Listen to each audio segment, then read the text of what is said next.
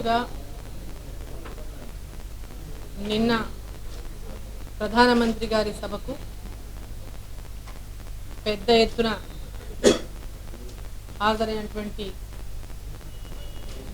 BJP party కార్యకర్తలు, BJP party అభిమానులు, నరేంద్ర మోడీ అభిమానులు, నరేంద్ర మోడీ గారి సైనికులు అందరికీ కూడా పెద్ద ఎత్తున ఆ సభలో పాల్గొని ఆ సభను విజయవంతం చేసినటువంటి ప్రతి ఒక్కరికి కూడా హృదయపూర్వకమైనటువంటి ధన్యవాదాలు తెలియజేసుకుంటున్నాను. మరి ఆ యొక్క సభను దేశవ్యాప్తంగా ఉన్నటువంటి ఈ మీడియా ద్వారా దేశవ్యాప్తంగా అందరికీ చేరవేసినటువంటి మీడియా మిత్రులకు కూడా మా యొక్క హృదయపూర్వక ధన్యవాదాలు తెలియజేసుకుంటాను.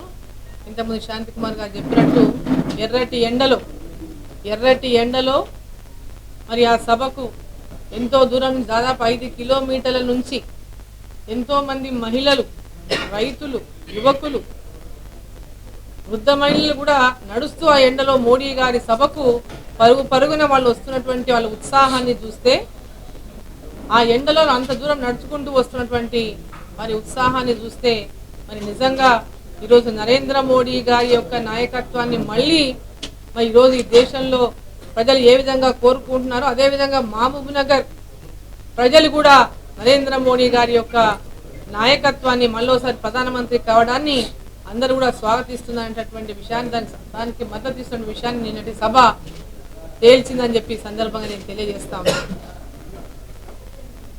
మరి నిన్నటి ఆ సభ ద్వారా ప్రధానమంత్రి గారి సందేశాన్ని విన్నటువంటి మన మహబూబ్ నగర్ జిల్లా ప్రజలు, మరి యువకులు అందరికీ కూడా పేరు పేరున మరి వారి సందేశాన్ని విన్న ప్రతి ఒక్కరు కూడా రేపు ఈ పార్లమెంటు స్థానాన్ని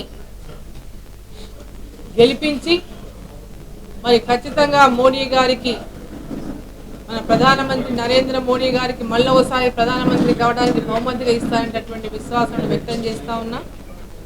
మరి ముఖ్యంగా ఇంతకుముందు జితేంద్ర రెడ్డి అన్న గారు మాట్లాడినట్టు కేసీఆర్ నిన్నటి సభలో ఎక్కడెక్కడైతే వారి ఎన్నికల ప్రచార సభలో పాల్గొంటున్నారో ఆ సభలో హిందువులని అవమానించే విధంగా ఈరోజు హిందువులు అనుకుంటూ ఆయన మాట్లాడి అవమానం చేసినటువంటి తీరును చూస్తుంటే, తానైతేనేమో పూజలు చేయొచ్చు, తాను ఒక్కడే హిందువు, పాపం మేము ఎవరము హిందువులం కానట్టు ఈ భారతదేశంలో పుట్టిన ప్రతి ఒక్కరూ హిందూ అనే విషయాన్ని కేసీఆర్ మర్చిపోయి అధికార యొక్క దర్పంతో, అహంకారంతో వారు మాట్లాడుతున్నటువంటి తీరును తెలంగాణ ప్రజలు హర్షించరని చెప్పి సందర్భంగా నేను తెలియజేస్తా ఉన్నాను. ఈరోజు ప్రతి ఒక్కరం కూడా ఎవరి ధర్మాన్ని వాళ్ళు గౌరవించినట్టు ప్రతి ఒక్కరు వారి ధర్మాన్ని వాళ్ళు గౌరవిస్తారు. హిందూ ధర్మాన్ని గౌరవిస్తాం, ఎవరి దేవుడిని గొప్పగా కొలుచుకొని అందరూ కూడా ప్రార్థించుకుంటాం.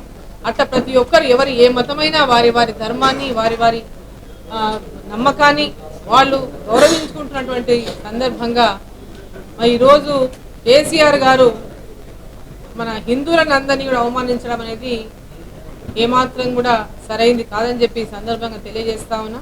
నిన్న హైదరాబాద్లో వారి సభకు నిన్న చూసినాం మేము మీడియాలో అంతా కూడా, ఎక్కడ చూసినా మీడియాలో అంతా మొత్తం నిన్న సోషల్ మీడియాలో మారుమోగుతా ఉంది.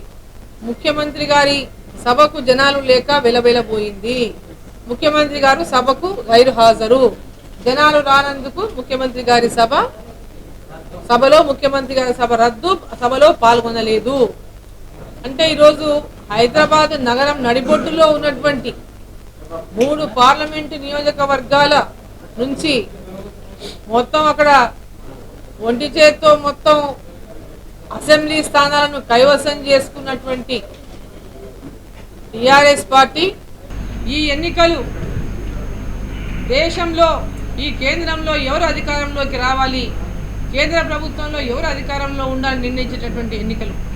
మరి ఎన్నికల్లో మరి కేసీఆర్ గారిని గెలిపించడం వల్ల ఈ తెలంగాణ రాష్ట్రానికి ఒరిగేటటువంటి ఉపయోగం ఏమీ లేదు. ఎందుకంటే గతంలోనే 13 స్థానాలు గెలిపించిన తర్వాత మళ్ళీ ఒక స్థానాన్ని పక్క నుంచి ఆయన లాక్కున్నాడు. ఈరోజు ఆ 14 స్థానాలతో ఈ 5 ఏళ్ళు ఆయన సాధించింది ఏముందనేది అందరికీ తెలిసినటువంటి విషయమే. కాబట్టి కేవలం మైండ్ గేమ్ ఆడడానికి 16 స్థానాలు గెలిపించండి, కేంద్రంలో చక్రం తిప్పుతా అనేటటువంటి మాట ఏదైతే మాట్లాడుతున్నాడో, కేంద్రంలో 16 స్థానాలతో చక్రం తిప్పగలిగే శక్తి కేసీఆర్కే ఉంటే మరి పార్లమెంటు స్థానానికి కేసీఆర్ గారు ఎందుకు పోటీ చేయడం లేదు? ఇంకా ప్రజలని, తెలంగాణ ప్రజల అమాయకులని, ఇంకా వాళ్ళని మాయమాటలతోనే మోసం చేయాలని చూస్తే తెలంగాణ ప్రజలు కూడా ఈరోజు సిద్ధంగా ఉన్నారు. మోడీ గారిని మళ్ళీ ప్రధానమంత్రిగా చూడాలనేటటువంటి ఆకాంక్ష తెలంగాణ ప్రజల్లో కూడా ఈరోజు పెద్ద ఎత్తున ప్రతి ఒక్కరు కూడా ఈరోజు వారి యొక్క అంటే ఒక సైనికుల్లాగా మేము కూడా ఆ యొక్క సైన్యంలో చేరాలనేటటువంటి తాపత్రయం ఈరోజు ప్రతి ఒక్కరిలో కనిపిస్తున్నటువంటి విషయం ఈ సందర్భంగా నేను తెలియజేస్తూ ఉన్నాను. మరి ఈరోజు ప్రజలందరూ కూడా నేను కోరుతా ఉన్నా, ఈరోజు ఈ రాష్ట్ర ప్రభుత్వం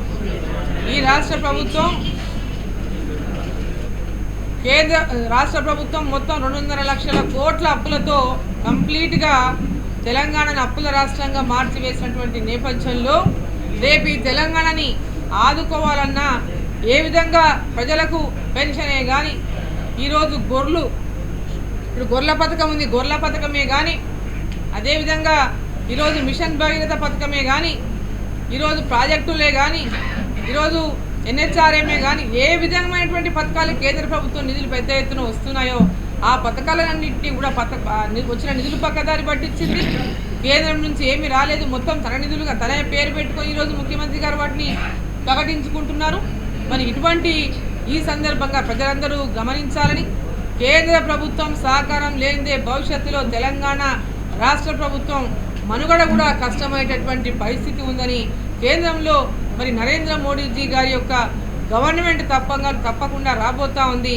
ఇక్కడి నుంచి మహబూబ్నగర్ పార్లమెంటు స్థానాల నుంచి మరి పార్లమెంటుకు మరి బీజేపీ అభ్యర్థిగా ఉన్నటువంటి నన్ను కమలం గుర్తు మీద ఓటేసి గెలిపించాలని, పాలమూరు గొంతును పార్లమెంటులో మళ్ళోసారి వినిపించేటటువంటి అవకాశం మొట్టమొదటిసారిగా మీ పాలమూరు ఆడబిడ్డకు ఆడపడుచుకొచ్చినటువంటి అవకాశాన్ని అందరూ సద్వినియోగం చేసుకోవాలని, మీ ఇంట్లో చెల్లిగా, మీ తోటి అక్కగా, పిల్లలు మీ యొక్క తల్లిలాగా అందరూ కూడా భావించాలని, ఈ ఆడపడుచును, పాలమూరు ఆడపడుచును అందరూ కూడా మరి ఆదరించాలని, మరి పాలమూరు గౌరవాన్ని మనం అందరం కూడా నిలబెట్టుకోవాలని. ఎందుకంటే అవతల ఇద్దరు కూడా రాజకీయాలకు ఈ ప్రాంతానికే కొత్త, ఈ ప్రాంతంలో సమస్యల పట్ల ఏనాడు కూడా వాళ్ళు ప్రస్తావించినటువంటి వాళ్ళు కాదు, పాటుపడినటువంటి వాళ్ళు కాదు.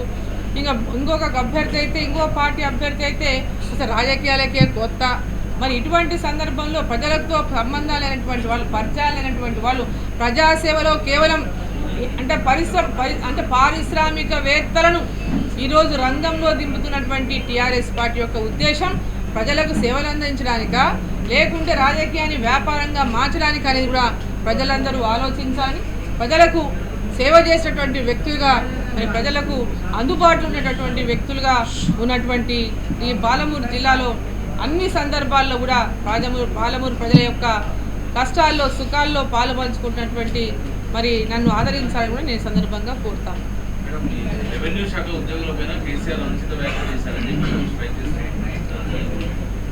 ఇప్పుడు కేసీఆర్ గారి యొక్క చెప్పిన కదా, అధికార దర్పము, అహంకారము చాలా పెరిగిపోయినాయి.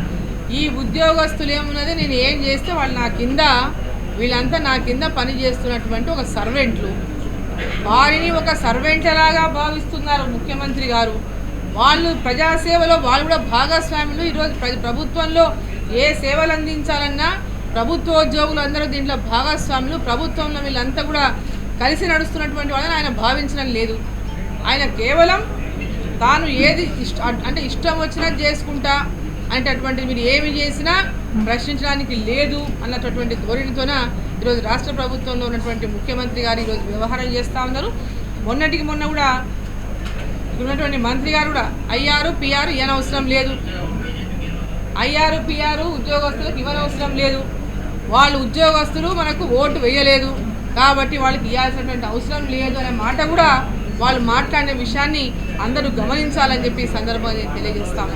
ఎందుకంటే ఫ్రెండ్లీ గవర్నమెంట్ అని మాట్లాడినటువంటి టీఆర్ఎస్ పార్టీ ఈరోజు పూర్తిగా కాళ్ళ కింద తమ కాళ్ళ కింద అందరినీ నలిపేస్తూ తెలంగాణ ప్రజలని, ఉద్యోగస్తులని వాళ్ళ యొక్క అంటే ఒక సొంత అభిప్రాయాలు కూడా వెలిబుచ్చలేక, వారు ఎవరిని కూడా వాళ్ళ యొక్క అభిప్రాయాలు కానీ సలహాలు కానీ ఏదైనా చెప్పదలుచుకుంటే చెప్పలేని పరిస్థితి కూడా ఈ రాష్ట్రంలో ఏర్పడ్డ విషయాన్ని అందరూ గమనించాలి. ఈ ఎన్నికలు చాలా కీలకమైనవి. మొన్నటి ఎమ్మెల్సీ ఎన్నికలు కూడా మనం చూసినాం. గ్రాడ్యుయేట్స్ ఎన్నికలలో కూడా విద్యావంతులంతా కూడా ప్రభుత్వానికి వ్యతిరేకంగా ఓటు వేసినారు. మళ్ళీ ఇప్పుడు కూడా ఇది కేంద్ర ప్రభుత్వానికి జరుగుతున్నటువంటి ఎన్నికలు, కేంద్రానికి సంబంధించిన ఎన్నికలు కాబట్టి ఈ ఎన్నికల్లో కూడా ఖచ్చితంగా ఈ టీఆర్ఎస్ ప్రభుత్వానికి, ఎందుకంటే ఇప్పుడు లోకల్ బాడీ ఎలక్షన్స్ కావు, ఇక్కడ లోకల్ బాడీ ఎంపీటీసీలో, జెడ్పీటీసీలో లేకపోతే మున్సిపాలిటీ ఎన్నికలు కావు, ఇవి కేంద్రానికి సంబంధించినటువంటి ఎన్నికలు కాబట్టి టీఆర్ఎస్కి ఓటేయడం వల్ల తీవ్రంగా నష్టపోతుంది తెలంగాణ అని చెప్పి సందర్భంగా నేను తెలియజేస్తాను.